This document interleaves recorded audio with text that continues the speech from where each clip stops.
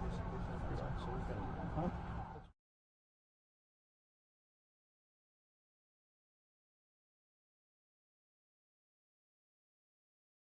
December 15th or 16th. Is that kind of the day they pivot the whole battle goal? Yeah, it was fast right after Christmas, and then until they actually broke through, it was Christmas. So nothing.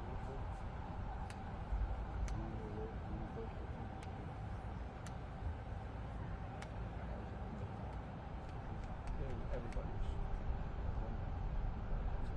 was watching home.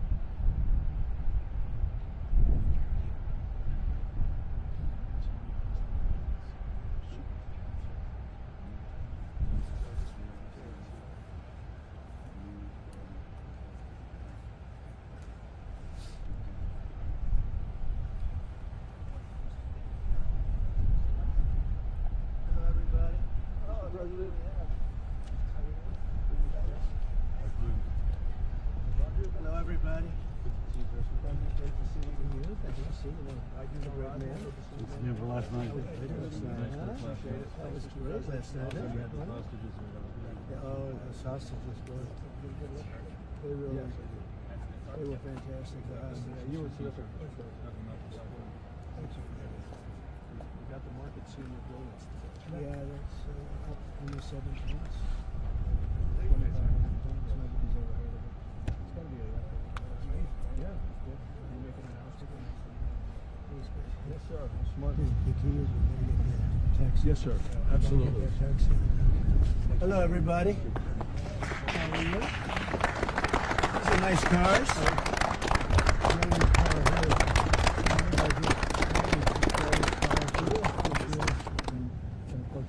Is this the car? Yep. This is the car. Yep. Ryan from last year. Yeah. 23. So pretty amazing job he's done. Pretty amazing. And this is the team behind him here. Fantastic. Nice to see you. Great. To see you. Thanks for having us. Congratulations. Thank you. We had to do it. Somebody had to do it, right? Well, thank you very much, everybody. We have a very special day for a lot of reasons, actually, if you really think about it. But this is a day because Roger Penske is a great friend of mine. I've known him a long time. He received a few years ago the Presidential Medal of Freedom, the highest award in the country outside of the Congressional Medal of Honor. It's sort of the civilian version of the Congressional Medal of Honor. And I watched him win his 18th Indianapolis 500. And now I just said, did you win 19? He said, well, actually, we won 20. He won 2 more since then. So that was like 5 years ago, and he won 2 more since then. And just well-deserving. If you look, Germany, Japan, the countries, they spend billions of dollars trying to win Indy. And I guess they do it sometimes, but not much. But he's done it 20 times, Phyllis. So he must know something about cars and racing, and trucks, too, by the way. He knows a lot about trucks. But he's been a very special guy, and he's brought some of our outstanding racing champions with tremendous courage and guts and grit. Hello, fellas. I didn't see you guys over there. That's a good-looking couple of teams, too. They have a lot of courage. And we'll see you in a second. So We're joined by the 2023-2024 NASCAR champion Ryan Blaney and Joey Logano. That's really fantastic, fellas. That's great. How fast do you get that car going? Like as an example, on average, how fast would you? About go? 190. About 190, you can have it. I don't want to go, but 190, that's fantastic. And on a straightaway, you'll go how much? About 190, 200. About 190 to 200. Well, it takes a special genetic, you know that, right? It's genes. Not only it's genes, really. Most people couldn't do that. Very few people could do it. The 2023 and 2024 Indianapolis 500 winner, Joseph Newgarden. Hey, Joseph.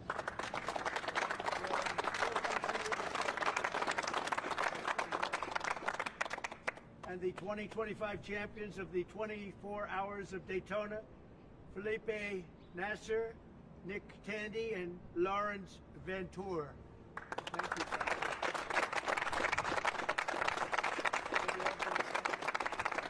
so, this is just a celebration of racing, and it's a celebration of Roger and his great success and his life, and these incredible champions who really do what very few people could do. Mentally, psychologically, it's a big factor here, like it is in all sports, really, but you need a great physical ability. People that do this, they don't realize what great athletes they are. It's just not the car. I had a friend, he's a very successful guy, but he was a driver, and started off, he wanted to be a race car driver. He wanted to be like you. He wanted to be just like Joey Logano.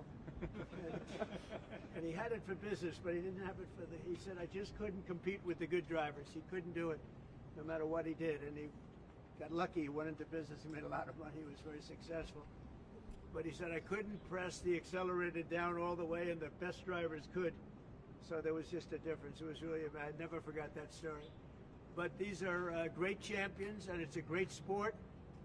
And what you've done in Indianapolis also with the track and everything has been incredible. I mean, it's really incredible. People tell me it's been amazing. I'll have to get there. I'm going to have to get there maybe this year with you. But Open invitation. well, thank you very much. Thank you. And we did Daytona.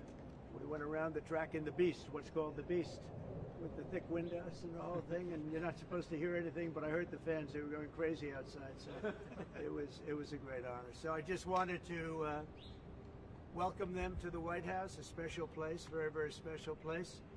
And we love champions, and these are the greatest champions in the world. These are the greatest champions in racing, and it's an honor to have you all, and thank you very much. All of you, thank you very much. I wouldn't ride in that thing if you paid me. How fast will that go? 240 plus. 240. Yeah. That's unbelievable. Weapon. Two-time winner of the Indianapolis 500, consecutively, right? Yes, sir. So what the hell are you doing? What do you eat? A Because lot I of want milk. some. Drinking a lot of milk. Hopefully it Okay, I'm going to take some. And that one is pure speed and endurance, right? Correct, sir. Speed and endurance. Is that car a very different car than, let's say, this one? Very different? Very different. Very different. Yeah. Made for, You gotta last so many hours, right. and we all share the car, so three drivers. Totally different engine. different engine. Everything's different. Everything. And you'll go, is it 24 hours? Yeah. That's a long time. And that car just, there's no let up, it's just constant, right? That's fantastic. Congratulations. That's endurance. Endurance is a big factor in life and success, I can tell you, so you guys have it. Well, thank you very much. Would you like to ask Roger or any of these champions any questions while we're here? President, I have a question for you. if you Yeah. don't mind. You started the morning saying be cool, and Be just a cool. few hours later, there was a pause put in on the tariffs. Can you walk us through your thinking about why you decided to put a 90-day pause? Well, I thought that people were jumping a little bit out of line. They were getting yippy, you know? They were getting a little bit yippy, a little bit afraid, unlike these champions, because we have a big job to do. No other president would have done what I did. No other president. I know the presidents, they wouldn't have done it. And it had to be done. What was happening to us on trade, not only with, you know, if you look at it, not only with China, but China was by far the biggest abuser in history, and others also, but somebody had to do it. They had to stop because it was not sustainable. Last year, China made $1 trillion off trade with the United States. That's not right. And now I've reversed it. It's for a short period of time, but we made $2 billion. We're making now $2 billion a day. And somebody had to do it. Roger actually said it. Charles Schwab was here a little while ago, one of the great financial people, and he said he's been waiting for 40 years for somebody to do what I did over the last month. And if you didn't do it, you wouldn't have a country. It wouldn't be sustainable. So I'm honored to have done it. And, you know, look, nothing's over yet, but we have a tremendous amount of spirit from other countries, including China. China wants to make a deal. They just don't know how quite to go about it. You know, it's one of those things they don't know how quite. They're proud people. And President Xi's a proud man. I know him very well. And they don't know quite how to go about it, but they'll figure it out. They're in the process of figuring it out, but they want to make a deal. And we have many other countries, as you know, many more than 75, and they all want to come. And they want to come here, or they'll go to Commerce, or they'll go to Treasury. We have our great senators here and congressmen. They'll call John. They'll do somebody. They'll go through somebody, but they're all calling. How do we do this? They all want to make a deal. Somebody had to do what we did, and I did a 90-day pause for the people that didn't retaliate, because I told them if you retaliate, we're going to double it. And that's what I did with China, because they did retaliate. So we'll see how it all works out. I think it's going to work out amazing. I think that our country is going to be at the end of a year or shorter, but I think we're going to have something that nobody would have dreamt possible. A man like Roger Penske, I don't want to get him in trouble with China, so I won't, but he would know that you have to, someday you have to cut the bow and you have to do what you have to do, right, Roger? And that's what I did, and I'm very happy to have done it. Mr. President, was there anyone the Prime Minister of Greece just told Breitbart's Matt Boyle that he thinks absolutely the European Union and the United States could work out a trade deal that's win-win and, quote, mutually beneficial to both sides. I agree. What do you think about the Prime Minister's comments, and do you think a deal could be struck with the European Union? First of all, I know him. He's a good man, and I appreciate his comments. Yeah, a deal could be made with every one of them. A deal's going to be made with China. A deal's going to be made with every one of them. And there'll be fair deals. I just want fair. They will be fair deals for everybody. But they weren't fair to the United States. They were sucking us dry, and you can't do that. You know, we have $36 trillion of debt for a reason. We don't have it there for fun. They have it for a reason. And people took advantage of our country, and they ripped us off for decades. I've been thinking about this for decades. If you ever saw me on television, I was young like these guys. And it was a good old days, I'll tell you, Roger. But I was like these guys, young, and I was talking about it. Nothing changed, and nothing was done about it. Then I did it. In my first term, I did it, and did it well. We took in hundreds of billions of dollars from China and others, and I started the process, but then we had to fix up from the COVID mess caused by China. We had to fix up from that, and we did a good job of doing it. And when we handed back the reins after a rigged election, and when we handed back the reins, the stock market was higher than it was before COVID coming in. So, you know, we did a great job, but we didn't have time to do the big thing, which we're doing now. And it's, you know, it's like a patient is sick, you have to do surgery. A patient is very, very sick. And Joe Biden handed us over a country that was in very serious trouble, economically and in every other way. They let China run away with things. They let other countries run away with things.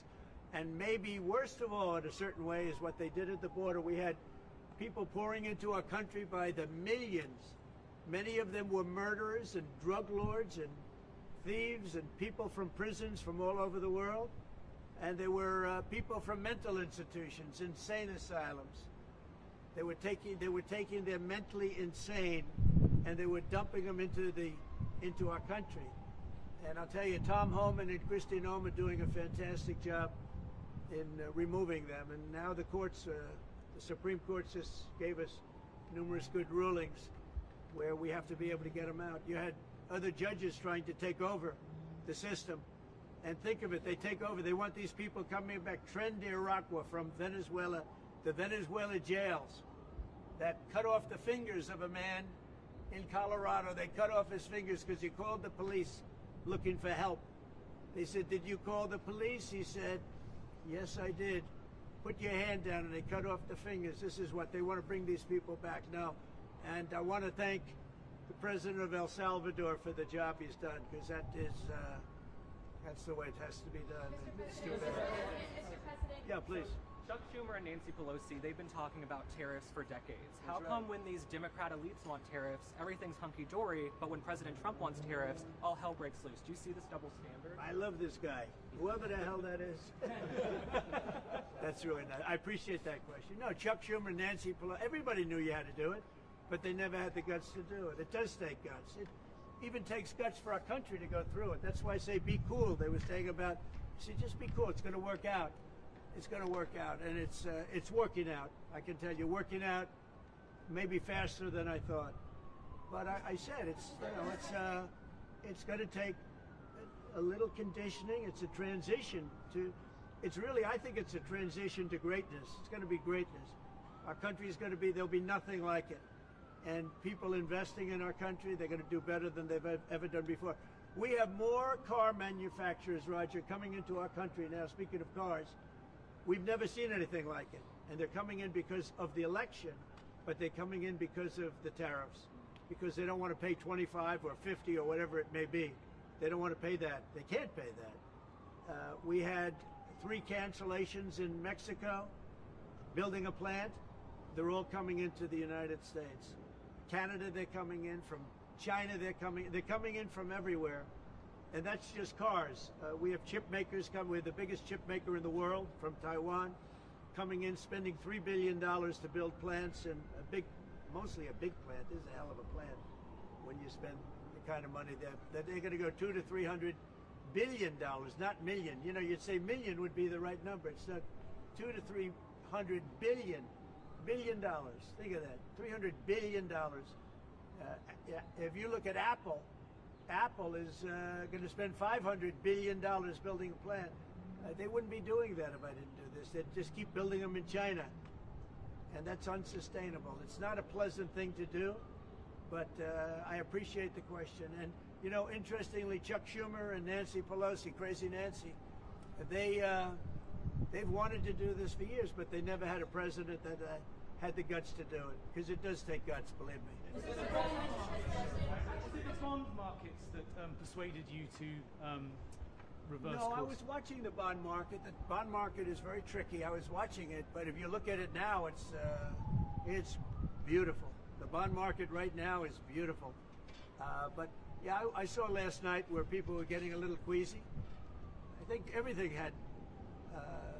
Well, the big move wasn't what I did today. The big move was what I did on Liberation Day.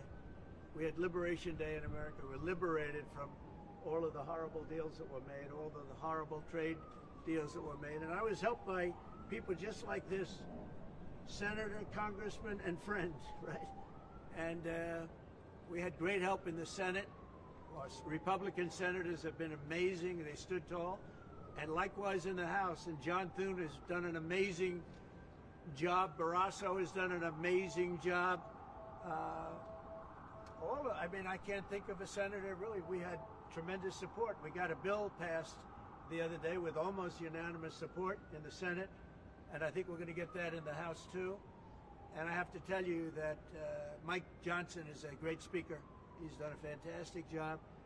We had a majority of 1, now we have a majority of 7. And you don't realize how big 7 is until you have a majority of 1. 7 sounds like so much.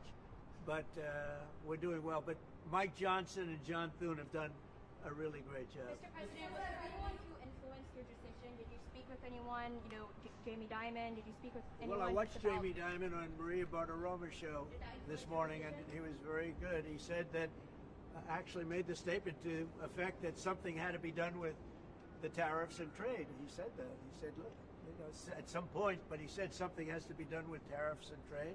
He understood it. He's very smart, very genius financially. He's done a fantastic job at the bank.